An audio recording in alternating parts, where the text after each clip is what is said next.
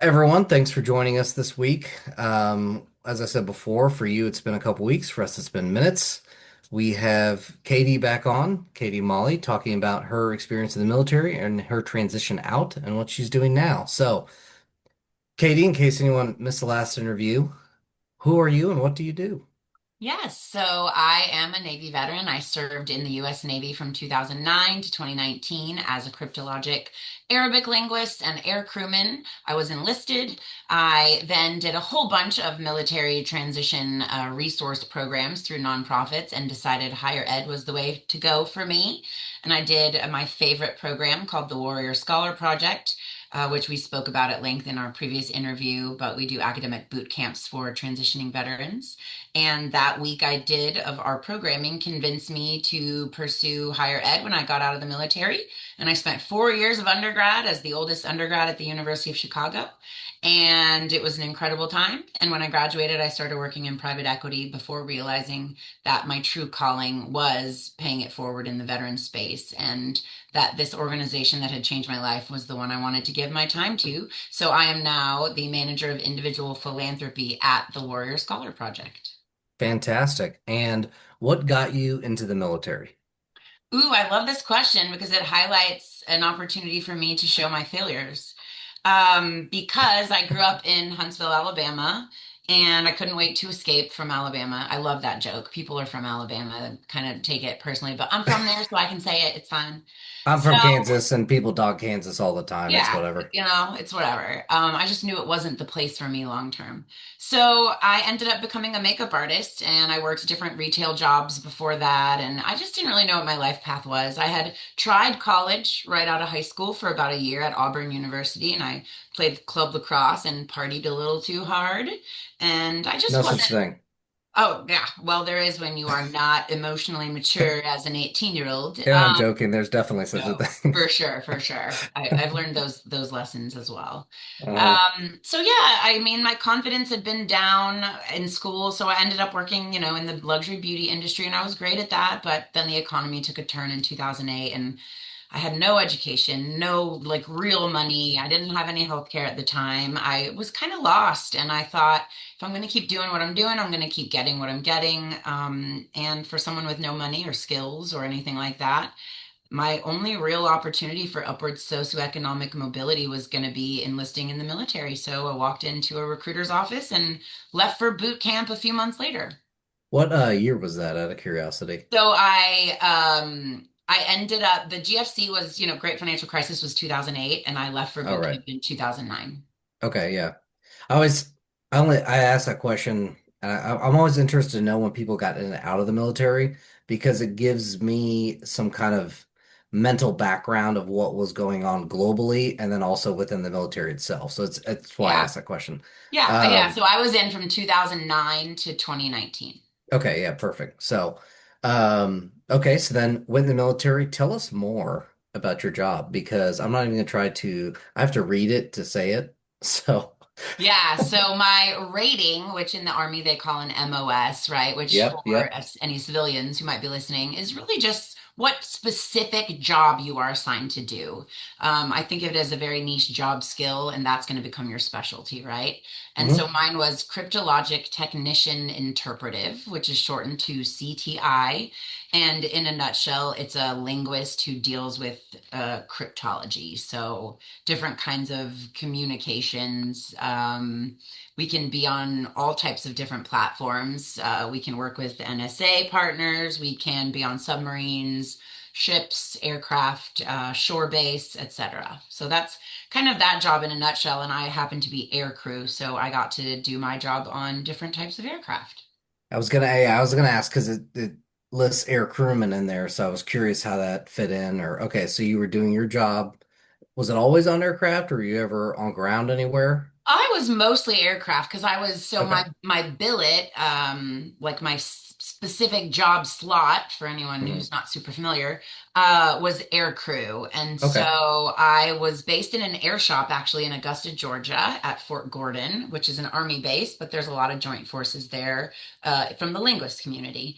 And so I was based out of there primarily, but we would do like 3 month deployments. So 3 months on, 3 months off Yeah. type thing. And when we were back, we would be, studying, doing qualifications, et cetera. And then when we were Hmm. deployed, we would fly commercial downrange to wherever we were going, and then we would go meet up with a squadron and go bring our equipment and do all of our job operations as special operators. Then come back to Georgia. So yeah, and then at one point I ended up doing an individual augmentee billet. So I spent a year in Afghanistan where they don't speak Arabic, of course, but I thought it would be a cool adventure, and I Yeah. just was up for it, and I got to do signals stuff and work with some joint forces from all over the place, and that was pretty incredible experience. So So like Farsi to Arabic, I mean, could you equate that to like Spanish to Portuguese, or is it just two complete, like is it like German and well, I French, don't like know two very different Portuguese, languages? so I couldn't answer that very well, but I would Fair say they enough. are different. They're different languages. I mean, they have a Very. lot of the same letters, but the alphabets are different, and the words, there are some words that are derived from the same origin. But overall they are different It's languages, almost but like where you they're compare not like two, mutually intelligible. Yeah. yeah, it'd be like two different Latin languages, like German and French. It'd be Yeah, like, exactly. some carry over, but not a ton. Yeah, you're like, those Okay. sounds are familiar, and Yeah. the alphabet's the same-ish, similar-ish, Yeah. but those are not the same words. Yeah. Okay. I'm an aircraft nerd. What, Ooh, so when you're on an aircraft, like what kind of aircraft did you go on? And then are you like listening to things, receiving information, and then translating? What did the careful job with kind of those look like? questions, buddy. I can't answer all of Well, them. that's true. Yeah. What you can. Yeah, you can Google CTI Okay. cryptologic and see what open source is out there. But in a nutshell, yes, I would be on like EP3s. So, 24 seaters. They have the big M&M antenna on the bottom of them Yeah, I with was the gonna other ask weird about things those. all over them. Yeah. So rickety old planes, that Hmm. are not super fun to be on, but we're on very long flights. Sometimes the flights would be like 11 hours. And, as a woman, having Man. to pee standing up. They had a bathroom fitted into the aircraft, but the toilet wasn't actually an operating, like fitted into it. So you would have to use like what we call the shiwi or a chick Oh dick, pardon yeah. my French, to pee standing up into the, as we called a pisser, which is really just like a trash can that you pee into. So those were fun Yeah. times. That was a good time. Yeah, it's good. But now you probably appreciate every normal bathroom you're in because Oh you're like, yeah. And also I'm like, yeah, if I needed to pee standing up, I know what kind of implement to use and I can do it with the best of them. And we used to there have you a go. flight patch that was really funny. I probably have it somewhere around here, but it was like a picture of a girl's bathroom sign, and it said Hmm. EP3 girls do it standing up.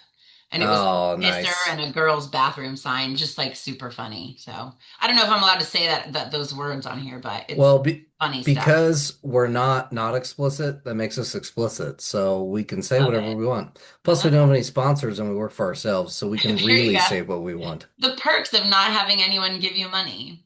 It is true freedom. That is Yeah, true. yeah. All right. So transitioning out, right? Obviously. So remind me how you heard of WSP. It was Yeah. from another sailor, right?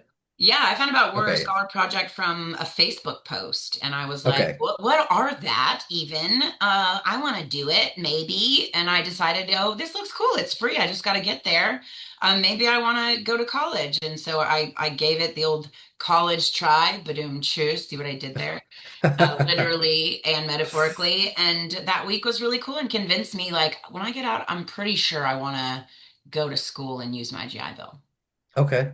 And so then you went to school and Yeah, but then, I think it's important, like, just if I may, to no, interject a few absolutely. Yeah, moments please. before, but like in between when I did that program and when I actually separated, I Oh, actually yeah. became really hungry for all of these nonprofit resources. So I started Googling and asking other vets at all of these things, like, what other programs are there like this? And I did one that was a transition program. I did one that was a mini MBA course, like a general management certificate from the Tuck School of Business at Dartmouth. This is a cool one. It was called Next Step Transition to Business. And Hmm. half the cohort was veterans. a lot of like former officers and stuff, some Mhm. SEALs, etc. I snuck my way in writing a killer essay. And then the other half of the cohort was Olympic athletes who were retiring. So Wow. I've I got do friends I do now that what are like Olympic athletes. I'm like, yeah, no big deal. My friend who was the captain of the women's rugby American team for the Olympics, my friend who's like, an Olympic sailor, Olympic rower. Like it's bonkers to be in a room with these people and being compared with our life paths. that is funny because I've always wondered what happens to those people. Because like when you're a kid, I'm like, that guy gets paid to just run, like he does that all the time, and who pays him? And then you find out like, well, no, they're sponsored, and your body can't do that forever. So that's Yeah, interesting. well, and there's a lot of parallels if you think about certain types of careers in the military that require intense physical rigor, a Hmm. lot of long-term discipline, just something you are fully committing yourself to. And to become an Olympian in a particular sport means you are exceptional at those things, at the discipline, Yeah. at the rigor, et cetera. With this is your passion. And there are quite a few parallels with certain career fields in the military. And I think that the idea behind it was brilliant. So I did that, but that made me realize if I'm going to get an MBA, I got to get an undergrad degree first, right? And so even though there were these killer companies recruiting from that program, and I was learning about a mini MBA crash course, like what getting an MBA would look like, I was starting to really, the more programs I did, the more it was reiterating to me how I needed to get an undergrad degree. I did a career transition program called Four Block, which is another great organization, and they focus on like a semester type model where once a week you have like a leader of a cohort who's a fellow vet and they're going to different companies. Like some of the companies I went and talked to as a cohort were like T-Mobile, Pepsi, Deloitte, Google, etc. And there's people that are just kind of talking to you about veteran hiring, what types of jobs are available, etc. Um, and that also started really to like nobody like focused on it and really was like, but make sure you have an undergrad degree and you go to a good school and you like, but I always kept like asking the questions, right? How Hmm. valuable is a degree in this? Is that a requirement? And then it would sort of come out like, oh, it is preferred, you know? Hmm. So everything I did kept kind of narrowing my field of vision towards I want to go to school and I want to study this and I want to maybe do this as a career and I really want to get that undergrad degree for myself and get it Okay. completed. Yeah. And then can you tell more about when you're in the private sector between school and coming back to Warrior Scholarship Program? Yeah, so through being part of the inaugural cohort of veterans that were admitted to the University of Chicago, that's where I ended up going to school, University of Chicago. If you haven't heard of it, it is awesome. It is where Indiana Jones was a professor, if you didn't know that. Oh There's man, I would have also gone there if I knew that. yeah, totally, because he's, not a fictional character. No, but it's actually an incredible school. We have over 100 Nobel laureates. We have some of the greatest inventions in the world attributed to the University of Chicago. It's one of the top 10 universities in the world. It's incredible. So getting to go there, I feel so privileged. And part of that was they decided they wanted veterans on campus because we had a unique perspective to bring and we were intelligent and curious. And I was given the opportunity to attend as the first woman as their inaugural undergrad cohort of vets. And that experience was incredible for me. And through that, there was an alum who worked at this private equity company that had been reading about the vet program and he had been a surface warfare officer in the Navy and was like, I want to get some of these veterans at my company as an Oh intern. yeah. So they had one intern spot that year for one of the vets, and he ended up getting my resume and hiring me on as an intern that summer. And then I went back the following summer, and then I got hired on full time when I graduated, and I got to try different teams and different stuff, and it was incredible. It was this really great alternative asset firm in New York and I learned so much and it felt really glamorous and cool, even though I was working remotely at the time, primarily, but I would fly to New York and be in the office sometimes. And it was really cool and I learned a lot, but I realized very quickly that in order to succeed in the private equity world, you really need to love it and you need to be hungry for it and you need to be willing to Yeah. put in excessive hours. And I thought, I've had a really non-traditional life and maybe this isn't where my heart is. I'm not a spring chicken. I joke with the analyst who I was his summer intern when he was 24 and I was 36. And he's the Long Island boy guy, and he's one of my good friends now. We stay in touch. But I remember him he told me a story. He's like, yeah, I told my mom that my intern was like a 36-year-old woman. And she was like, be nice to her, Andrew. She's just trying to make a difference. And, we laughed about it because I ended up being not what he expected. Because, like, as we Yeah. had talked about in the previous interview, I'm really curious and easygoing, and I like to open up that bridge with humor and be really authentic. And so we ended up bonding, and he taught me so much, and I taught him a lot from my life experience, and it was just really beautiful. But throughout that experience, I learned it wasn't really my calling. I'm not getting any younger. And I really felt that my strengths as a person are with telling my story and reaching out and helping others and trying to pay it forward in any way I can because I'm really grateful for all the opportunities that have been given to me and all the assistance I've had along the way from different resource groups and encouragement from people. And so I really want to be able to give back in that sense. And that makes me wake up every day excited. Did you call WSP and ask if they had an opportunity? Like, how did you get back there? No, so I always stayed involved because as I mentioned in our previous Okay, yeah. interview, we have this really robust alumni community. And so I just loved being a part of that 1 week course in 2017 so much that every chance I got to engage with Warrior Scholar Project, I would. And if they needed someone to write a thank you note to a donor, I would do it. If they needed someone to sit on a panel, I would come do it. If they, like one time they asked me to MC a fundraising event, I was like, you bet, yeah. Like if like they asked me to jump, I would say how high because I just felt that they had given me so much and I wanted to be Hmm. part of it all the time. And so I formed this really cool friendship with the CEO after a while, and he became sort of a mentor of mine. And I Hmm. remember sitting with him at the Union League Club, which I'm a member of here in Chicago. So if you ever come to Chicago, happy to host you. It's a Duly really cool noted. spot for civic engagement. We've got a lot of military folks. But he became sort of a mentor of mine. I remember telling him like, I don't know that this is my calling, right? Like I just feel like there's something more for me. And he knew I had dedicated time to Warrior Scholar Project in the years since. And so there was a job eventually that came up. And because I'd stayed in touch, I was keeping my eye on the job bulletin board. And, he was like, keep your eyes open. Maybe something will come up one of these days. It was just, he kind of encouraged me to keep looking so that if something popped up, like make sure you jump on the application. So I did. And it just all worked out very Awesome. fortuitously. Yeah. Awesome. So what were some, and both like, I mean, military transition, like what were some of the biggest challenges that you faced and what did you do to overcome them? Yeah, this is such a great question for every veteran, whether they have had a good transition or not, right? And that's all very relative and subjective. Mine, fortunately, was a lot easier than most because I was so curious early on, and which is interesting. It all started with coming across a Facebook post, right, for Warrior Scholar Project and being like, what's that? And then that became a trickle effect where I became like, what's that? What's that? What's that? I want to try that and I want to try that and I want to. So I became hungry for all these veteran transition resources. And the more of them I did, the more I learned, oh, there's other ways to prepare. And this is something to look out for. And these are struggles other people have had. And so I really just sort of became immersed in this transition milieu, if you will. Hmm. And that really helped me absorb all this cool information about what was available and things I could take advantage of and people I could connect with.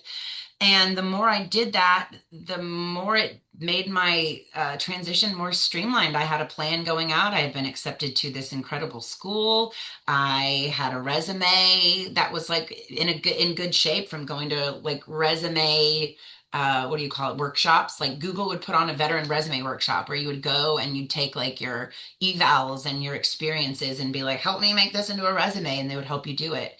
At some of the other veteran transition things I did, they would help you with like mock interviews, how to write a cover letter, what types of interviews employers appreciate the most, things to highlight, etc. Like I just kept picking up more and more information from really helpful people and cool nonprofits. And by the time my transition came around, everything seemed pretty flawless. And I do think also part of it is my personality is just I am a person who practices gratitude. I know that that's very like influencery. I didn't learn it at like brand camp or anything. I'm not an influencer.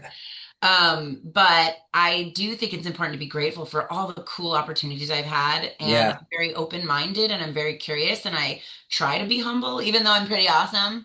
I like to still also be humble and know that I have so much growth to do. I'm just a constant work in progress. So I think for me, my transition was a combination of chance, stumbling across this or that resource, which then led to increased curiosity, which led to more proactive searching of resources, which led to more connection with other people, which then really helped prepare me for this really streamlined transition where I went into higher ed and I knew what to do to succeed in higher ed because of the Warrior Scholar Project. And had I not had a job lined up after graduation because of some of the other nonprofits I had engaged with, career ones, I would have known what to do, how to make a good resume for the like other job search, different industries, cover letter. Like I just had a really great tool bag, so to speak, as I transitioned out because of all these different things I had tried and looked up. But I recommend to most transitioning vets the first step is that you need to be aware that it's coming. Your transition is coming,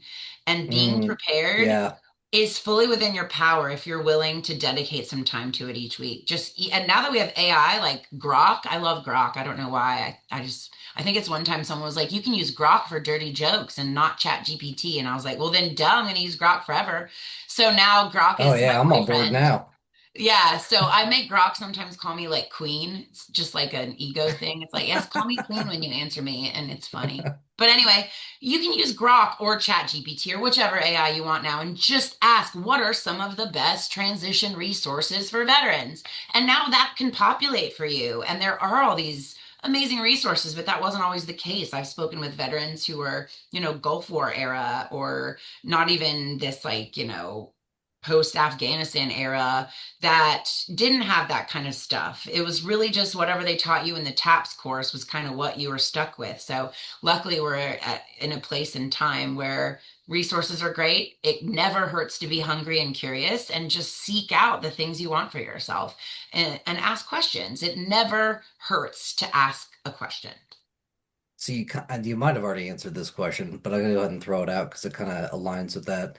Um, my favorite question, as I always say, well, if you could go back in time to the day you signed up to the military, what would be your advice to yourself? Oh, this is a hard question. Part of I me feel wants like to you be just like, answered it part of me wants to already. be like, don't do it. But of course do it. It's completely changed the trajectory of my Part of life. everybody wants to say don't do it, but Yeah, but when you look back at it on the whole, right? I've dealt with a lot in the military. I dealt with being a woman in a male-dominated space. I dealt with some toxic leadership. I dealt with some closed-minded leadership. I dealt with some selfish leadership.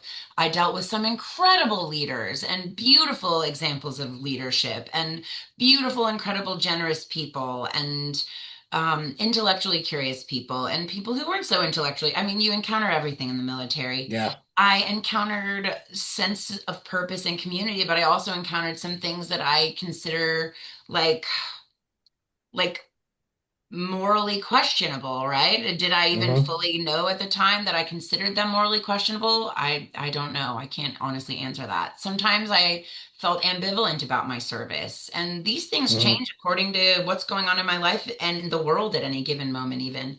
But if I could Yeah. go back, I think I would say make sure you savor every moment a little bit more of your time here. Like, I went to multiple SEER schools, and Lord knows at the time I wasn't like, this will be great one day. I'll look back on this fondly. It was absolute misery. You're just like, God, Yeah. I hate my life. What was I thinking? But then when I did finish those, I look back on them, and man, those SEER courses made me like, hey, pretty fearless. If I can get through that, crap, I can get through so much stuff in the civilian world that's like not nearly as bad. And so I think I would go back and tell younger me to really be mindful of the fact that every crappy moment can lead to a great moment. Every down leads to an up. Every loss, eventually there's a win to compare it to. Just that dichotomous nature of human existence is fully embodied in the military, right? Like it's great and it sucks all at the same time. So I think I Yeah. would just say to young sailor Katie, like, remember that, and it's okay to embrace the suck, and it's okay to embrace the good. It's okay to cry sometimes. It's okay, you know, to fail as long as you keep trying. Like, just not to be so hard on myself, maybe give myself a little more grace as a junior sailor because know that there's always going to be another moment to try again, kind of thing. Or Yeah. not always, but you like to hope there is, you know. See, that was fantastic advice. We've never heard that before. No, I'd be Um, curious. Now I want to hear what everyone else says. Like, oh, I don't know if we ever gotten a bad answer. I think we've had maybe one answer that was repeated, not because they heard it, but just what came from their heart. oh yeah. Well, Which, and you know, comparison is the thief of joy. So let's maybe I won't well, yeah. listen to what When I everyone. look at it too, is like, well, that must be some really good advice for two people that have said it. But Yeah, of yeah, course, you're right. I can't even remember off the top of my head what it was. But Turns out they're following the same influencer and they did learn it at brand camp. No, I'm just kidding. I love that uh, joke about brand camp versus band camp. It just cracks me up. Anyway. yeah. Plus, I could see that. Yeah, that could be a real thing. All Yeah, right. for So this, influencers, yeah. yeah. They do. This, They go to like brand camp. They like, yeah, it's they'll like get flown to cool places where they're like they're so it indoctrinated into the brand. That's it their is a version real of boot thing. camp. Oh, Oh, that's funny. 100%. Yeah. That's funny. So this next one should be a little easier. And then I'm actually turning it for you into two parts just out of curiosity. But what soft skills did you learn from the military that helped you in your path? And I will point out one is under the many um, trying things you mentioned a minute ago, like being a woman in a dominated male space, that probably prepared you for some of your other endeavors afterward, where you're like, oh, I'm used to this part. Like I can get past this no problem. So but that's just one example, obviously, that I threw out there. But yeah, so soft skills, things you pulled from the military that helped you in your path. Yeah, and actually, this is like my bread and butter question because I think I have so many great soft skills, and my hard skills are not very good. Ugh. I mean, honestly, I'm not even good at walking my dog because earlier today one of them escaped off the leash, and I ended up chasing them through Chicago. So, soft skills are something I can talk about. I think some of the key ones, and I have this discussion with other vets pretty regularly. It's really cool to compare notes on whether you're an introvert or an extrovert naturally, which clearly I'm almost clinically extroverted. I love to yap. Um, I think for me, it was learning about other people's strengths and how to bring those out of them. I'm naturally extroverted and outspoken, so I'm very quick to get in there and say, "Sure, I'll go first. I don't mind." Because you know how a lot of people are hesitant to like, who wants to do it or who wants to be the leader, who wants to do it. I'm always like, "I'll do it," because I know we could waste 10 minutes, everyone looking at each other, or I can just say, "I'll do it. Let's get going," right? Yeah. And so I've learned how to sort of step back a little more and say, hey, do you look like if I already know the people involved, I can be like, you'd be great. Do you want to do it? Oh And yeah. sometimes that gives someone else who might be a little bit unsure whether they'd be good. You highlight that no, you would be good. Do it. Step up.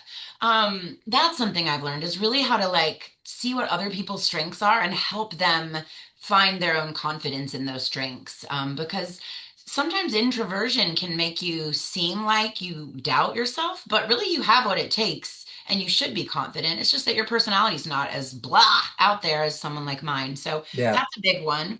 I think just being able to work on a team with different people from different walks of life is Oh yeah. huge, right? Like you Yeah. can put me in a room with 10 absolute strangers anywhere, anytime, and in 5 minutes, I will have everyone feeling much more comfortable and at ease and safe in that space to be themselves because I'm not afraid to be self-deprecating, but not in like a disturbing way, like in a Yeah. clear Yeah. way for humor and fun and levity.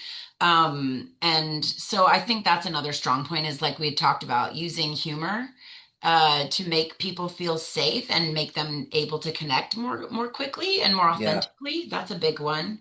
I also think leadership abilities have been honed. I've learned by being a bad person to lead, right? I've learned by being a bad follower how to handle bad followers. I've learned by being a successful leader what success looks like. I've learned in moments of being a bad leader what that looks like. I've learned from having bad leadership and good leadership. You know, it's a combination of filling all these different roles at any given time and learning from your mistakes and your strengths and learning from those of others. I've definitely learned from really bad leaders what not to do. Like absolutely that's not what a good leader should do. Even if it even if it's at the cost of yourself, I think good leadership at times has to be selfless, but not always, right? Yeah.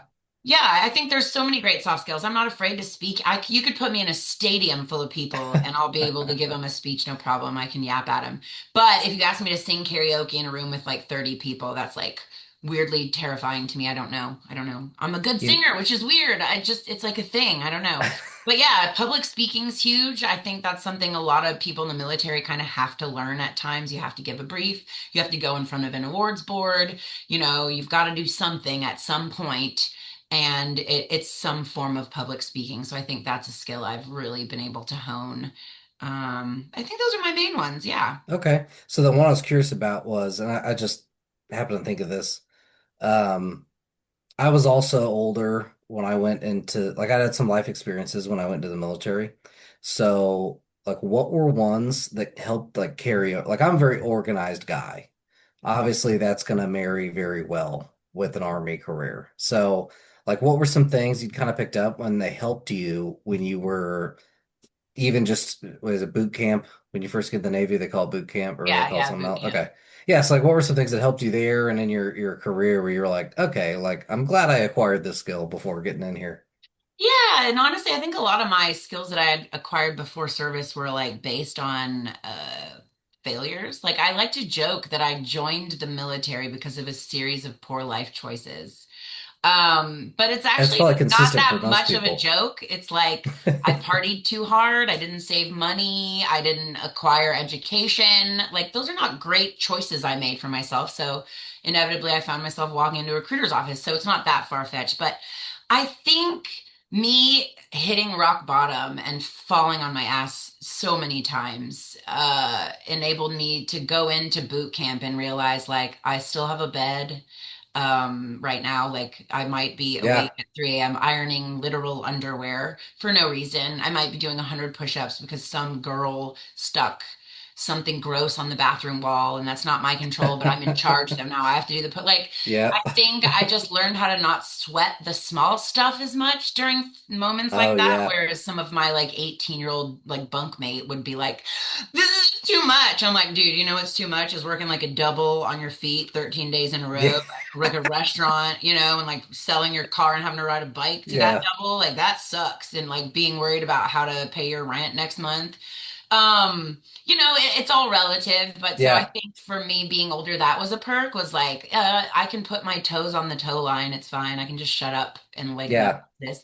I also like think one of my strengths at boot camp being older was, we had a lot of written tests. You had to memorize a lot of information, like the Mm, UCMJ articles and yeah. various, sailor things, Sailor's Creed, etc. And I'm really good at that stuff. I've come up with Mm, mnemonic devices for it. And so I learned very quickly that a lot of people are not very good at that. And so it was like, well, I can help, right? Like I can step up and teach oh them yeah. tools that I've learned for things like that, like mnemonic devices. Like I remember coming up with this cool, like weird narrative story for all the articles of the UCMJ. It was like one guy goes and buys a six pack of beer, and like the like six pack of beer was Oh something like yeah. alcohol related, or I don't remember it now, but Yeah. and that I learned that I was like a good instructor because of some of my life experience, because I'd gone through these different pivots in life where someone had Hmm. taught me something, whether it was how to do a makeup application or use the shampoo bowl or ring a customer up at Bed Bath and Beyond or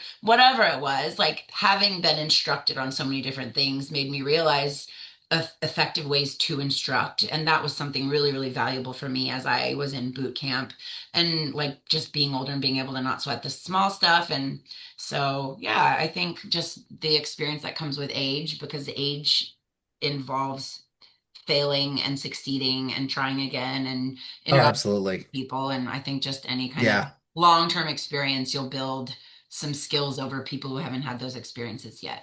Yeah. If you can be comfortable with failure, there's really no stopping you. And I could see that being a huge one as you're there and, the whole, all the boot camps are the same in terms of like, you're going to fail a lot of times. That's the whole point, basically, to some degree. And so it's like, well, I failed a lot. Well, I'm going to fail some more times throughout life, and some fair amount of them are going to be here.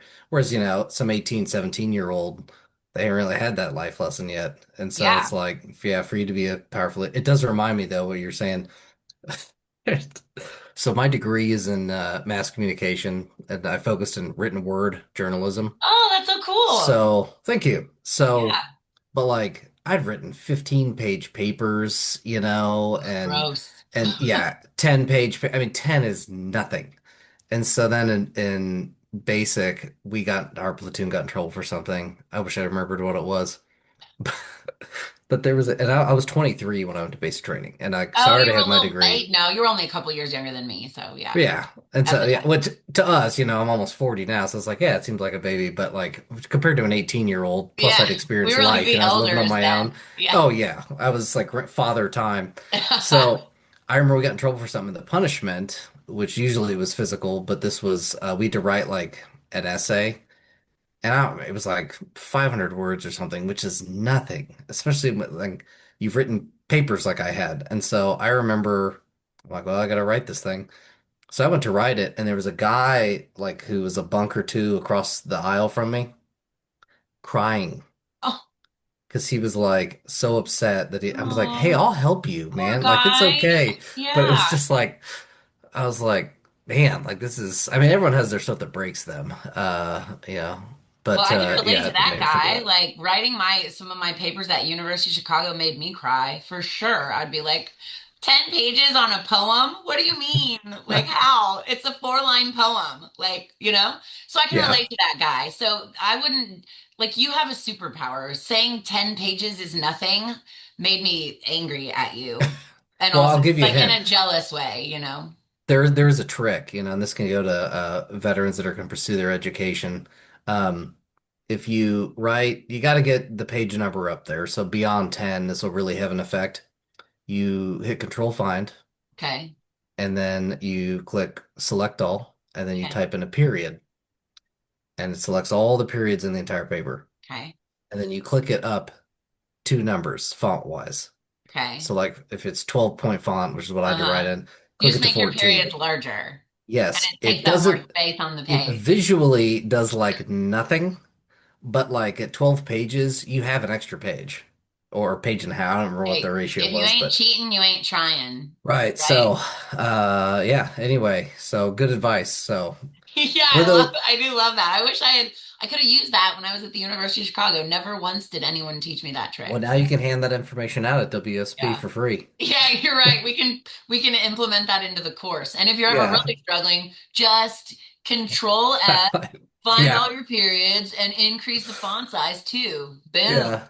Nick's Yeah. a tech guy. I know he's digging this because Yeah. I'm not good at tech, but the few things I know how to do, I'm a wizard. So That's how I feel about my soft skills, there wizard. we go. Everything else, I'm like, they're in the computer, like Yeah. that Oh, that's from 100% Zoolander. me. Yeah. Nick's laughing right now because he's like, yeah, Sam has no clue. All right. So to bring it home, what is a good funny story? It could be your favorite, however appropriate, inappropriate, doesn't matter. Um, yeah, obviously we don't want to break any classification, you know, depending on Yeah, I've got one, and it's not going to be hilarious to you, but it was sure funny at the time. So I told you I went to Afghanistan for a year, and I was flying on these little planes like MC-12s, like B-350 King Airs, and to paint a picture for the listener, Google think imaging right now. think of a very small aircraft, it's like smaller than a Cessna, where you've got a Oh pilot, a yeah. co-pilot, and maybe four seats in the back, but a lot of the seats have been removed for different types of equipment. So there's four people in this tiny aircraft, right? I think it's what, a dual engine turboprop? Is that what the picture is showing? Yeah, it's twin engine for sure. I can't It's see a any little twin turbos, but engine it guy. I don't probably, remember what yeah. the yeah. It's a little twin engine guy, very small. And so I had just arrived to I started out in Bagram, and you had to do some training flights, right? So they had to actually pull like a folding chair onto this aircraft because there were only seats for the pilot, co-pilot, two operators. So there's like a folding chair. And so I'm sitting in one of the operator seats, and my instructor was sitting in the folding chair. And this was my first flight in Afghanistan, right? Like since I arrived on the transport flight. And I'm one of the only women at the detachment site. I think the detachment is like 22 people. Okay. We're flying with like dudes that used to be very special operations, and some of them were contractors now, et cetera, right? Like you get the idea. Yeah. So it's a bunch of boys, like guys, like big boys rules, like little bros, who like worked out in prison camps and like survived on protein. And so we're on this flight, and I'm like, at the time I was like thinner and like had dark hair, and I was like, I felt I was a little hotter, more in shape. At the time I was probably, I don't know, maybe 30. And so on this flight, we've all got our Dave Clark headsets on, and this one poor guy who's sitting, so there's like the pilot, the co-pilot, a guy behind them, and then where me and my instructor are. And the guy behind the pilot co-pilot is like, guys, on the headset, he's like, I'm so sorry, but I gotta take a shit. And there's no bathroom on this aircraft. Right. There's nothing. And the guy's literally sustaining on protein. You know what I mean? So Oh it's yeah. gonna be bad. He's like, That's I'm really sorry. So thank God my trainer had what you call a piddle pack, right? Which is like a camping bag with like cat litter in it for you to go to the bathroom. Oh The guy yeah. happened to have a piddle pack, and we're all like, thank God. But we can't like roll down the window in this aircraft, right? And we're like an hour into this like 4.5 hour flight on this tiny bird. And it's my first training flight. And so this poor guy's like, he's sitting in front of me. He's like, can you like just close your eyes? So I'm in the back on my training flight with my eyes closed. There's no like barrier between anyone. And this poor guy's just shitting into this piddle pack, and it's awful, like the most atrocious protein stench you can imagine, right? And this guy's just struggling, and he's humiliated, and I'm like kind of hot at the time. So it's hilarious. My call sign also on that flight later, as we like kind of got over the horrible stench that just like permeated through our entire flight. Um, Later I realized they're calling me 900. My nickname on the headset became 900 because I have kind of a deep raspy voice, and you're like, Roger, copy, blah blah blah. And so I was like, 900, what, why? And they're like, oh, it's because like 1-900, they think you sound like a phone sex operator. So the joke for this guy became, yeah, this is the guy who's taking a shit on the plane in front of 900, her training flight, like, welcome to the squad. And so I think that's a pretty funny one, and pretty, That's a very funny one. yeah, it's pretty demonstrative of like being a woman in some of these military spaces. And, it is what it is. Like everyone has to laugh about it. We're all human. And what are you going to do when you're up in the air on a 4-hour flight in a tiny bird and someone's got their runs? That's awesome. Yeah, you're welcome for that gross story. No, it's great. In fact, what I'm thinking is like, I wonder if they do that for everyone's intro flight. You know, I really do think it was like a one timer, but maybe it did become like Yeah. detachment like protocol is like, Yeah. your initiation is you got to fly with him on Yeah. protein shake day or whatever, He, he's only had protein shakes for a week. Yeah. Or it's like the day after like the Indian food in the, Oh chow yeah. hall, because we had a lot of third country nationals who made the Oh best food. yeah. But there would be, we're in the middle of nowhere, Afghanistan, and it's just funny. So. That's outstanding. Well, that's awesome. Katie, thank you for all that. It was very valuable information, and it's just one more piece of our library we're putting together for veterans, and I'll even include people that are interested in the military. So, yeah, it's been awesome to have you on, and thank you for the previous episode for WSP. And I hope you have a good evening, Yeah. and we'll talk to you later. Thanks so much for having me. I really appreciate it, guys. Take care, okay? Thanks for coming on. We thank you for listening, and we hope you got something helpful out of this. Right now, the best way to support us is to simply spread the word. If you know a fellow veteran who could use some resources to elevate their life, send them our way. Until next time, remember to check your zeros, fives, tens, and 25s.